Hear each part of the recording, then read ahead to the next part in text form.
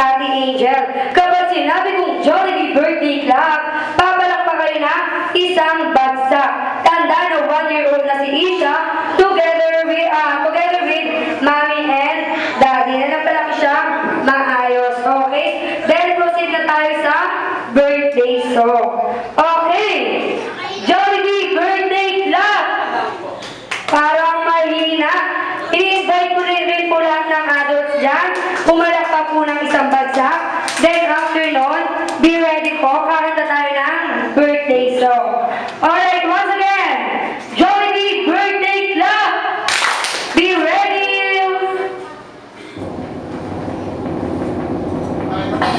Happy birthday to you. Happy birthday to you. Happy birthday, happy birthday. One more. Happy birthday to you. Happy birthday to you. Happy birthday, happy birthday. Happy birthday. One more, yung mas mabilis. Happy birthday to you. Happy birthday to you. Happy birthday, happy birthday. Happy birthday to you. Isa pa. Happy birthday to you. Happy birthday to you.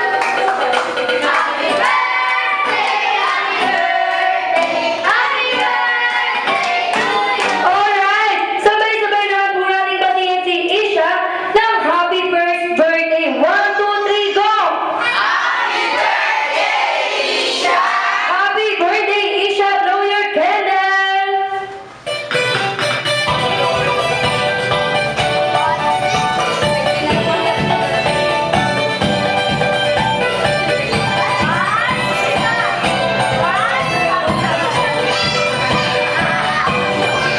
Alright, palakpakan naman natin si Isha.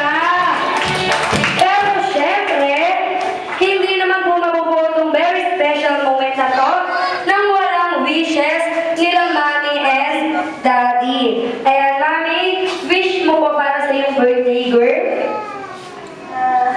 Ayun, wish ko para kay Isha na sana, lumaki siya na masigla, lumaki siya na, may tapos at kumikilala sa Diyos.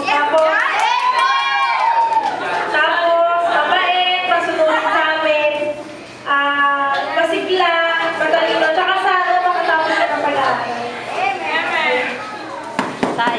Palakpakan naman natin si Mommy. Syempre, hindi naman ako bayag na walang wish ni Daddy. Daddy, wish mo pa para sa iyong baby? Wish ko kay Isa sana.